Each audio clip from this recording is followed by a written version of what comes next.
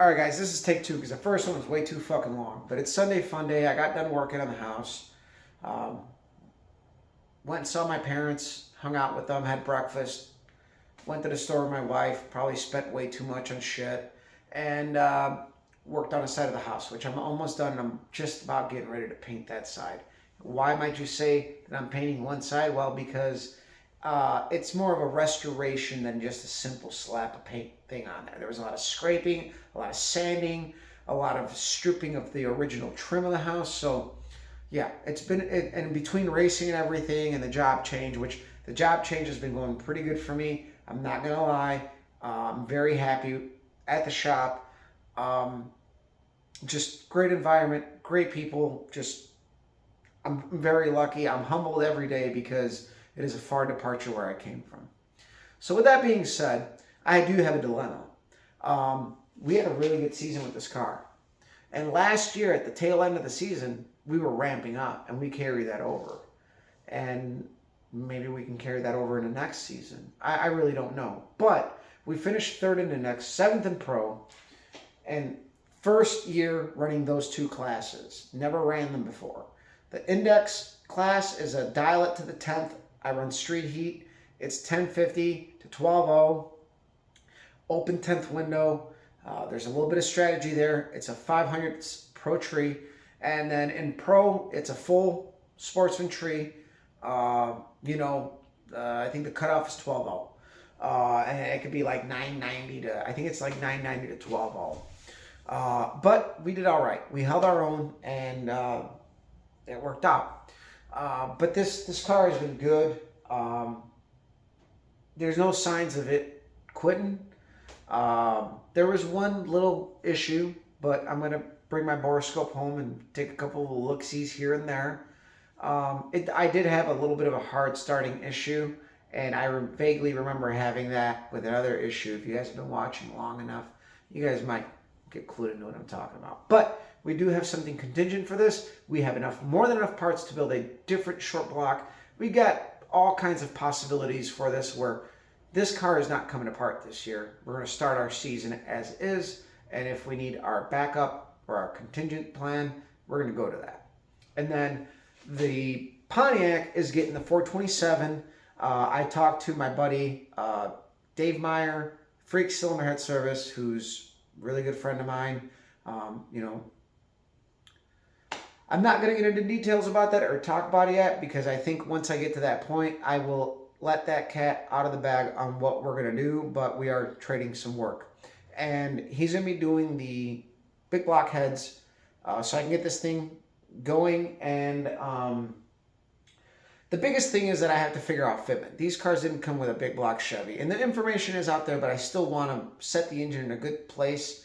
I have to scale the car because I'm going to go to coilovers in the front, just to set the right height. And this may take longer than I actually am anticipating. And at this point, I'm not worried about doing a drag and drive. I just kind of want to be running our points program. The drag and drive was fun. I'm going to sign up for it no matter what. And I know my friend's going to sign up for it. So if either one gets a spot, we're going to end up running probably his Mustang again and doing 6 summer with that. That was fun. We built that engine in my basement, that transmission in my basement. And, we've done all the work to that car. We did the diff at his place. We rewired the car in like 18 hours and, front to back, full rewire, whatever.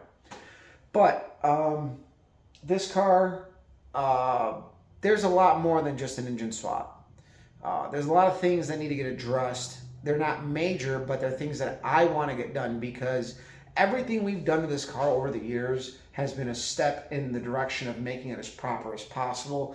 And I don't just want to stick an engine in there to get it going out for a drag and drive. No, I actually want to take the time to do this swap, make it look like it belonged, and then doing the suspension right. And there's just a couple upgrades I'd like to do in the back, especially the rear end. Just trying to figure everything out. And it might take a little bit longer, but it might be worth it. And again, I don't want to be in the same dilemma as I was last year, where with this car, we spent 8 weeks putting that roll bar in, and it was a mad thrash. And it wasn't just the roll bar. I mean, A lot of guys would have said just weld it into the frame, but no, I made pedestals because you can, and it's a lot nicer of a job when you make pedestals. And I cut out a big chunk of the rear tray and everything, and I put aluminum in there, and I made the aluminum firewall. I changed the fuel cell. I redid the wire panel. It was more than just an 8-point, and those were things that I wanted to do. We changed the shifter location. We changed the seat location. It was more than just a basic 8-point change or going to an 8-point. It all morphs and evolves. And I can already tell that it's going to happen with this. And I just don't know if I have it in me to do it just yet. Like, I may pull the engine and transmission, and I got plans for that, which again, I'm not letting that out the bag because it might be a similar Project Enron deal. So if you guys go back on my page and look up Project Enron, you guys can see what that was about. It was a collaboration between a bunch of friends, a bunch of leftover parts, another friend's race car that another friend owned, that another friend bought back, and we wanted one hurrah, and it was just a ton of fun. And if I pull this engine out complete and say, fuck it, we're going to stick it in something and do the same thing, I'm fine with that. And that's where I'm going to go with it, because I've tried selling it, and apparently it's too much for people. For a complete engine transmission that it's done 14/8 in this tank, and then it's done 13/7 in this pile of shit. Like, what else do you want? Like, yeah, it's an older engine. I built it back in 2008. The transmission I built back in 2011 because I did have a Turbo 400. I went to a 350, and it just works. It runs. It drives. We went to a bunch of cruise nights with it this summer and just enjoyed it. Like, it's a good driver, but people are like, oh, it's an older build and blah, blah, blah. Nah, nah.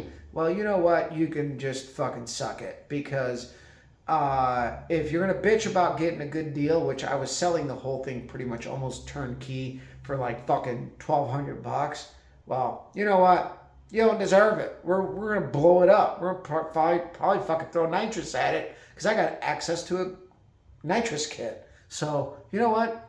Fuck it. We're probably going to fucking blow this thing up and not give a shit. Why? Because people suck. Sorry.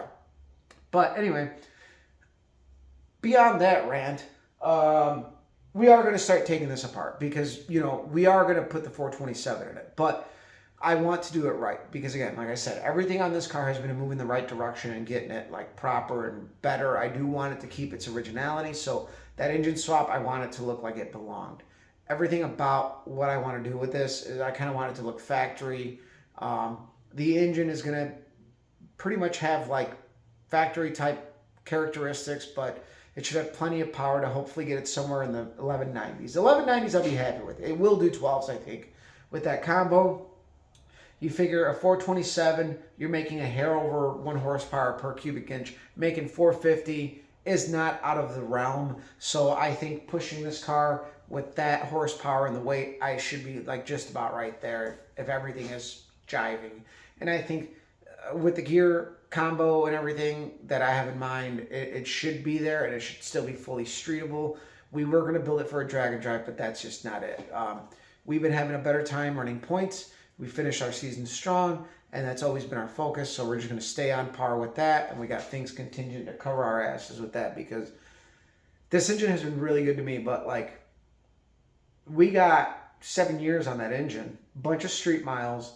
And even though I've been solid racing this for 5 seasons, those first 2 years or seasons, however you want to look at it, did a lot of testing on the car. We did a ton of testing to get this car to kind of where it's at, to have a true good baseline.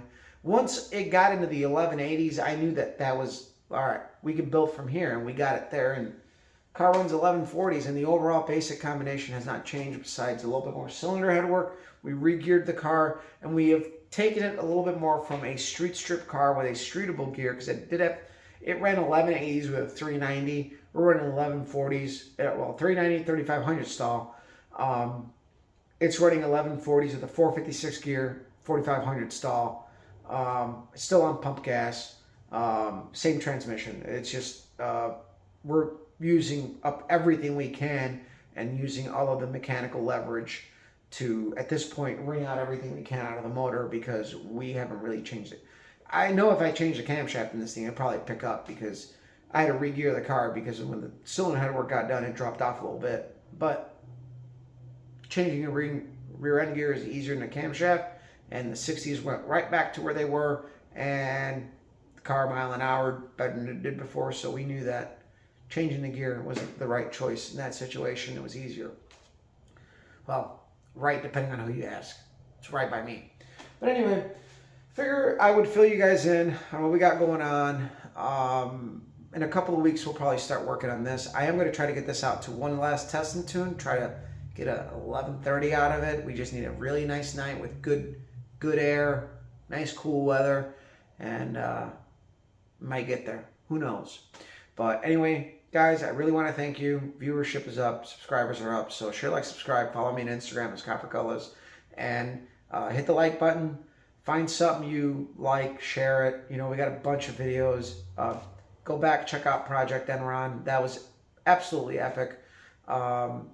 And just, that's what we do. It's just me and a bunch of my friends. I got good people in my corner, and I need to get back to that a little bit. The last few years, I think everybody's been really busy, but I think we're due for another group project. We're going to see who we can get involved. So, we'll see you guys around.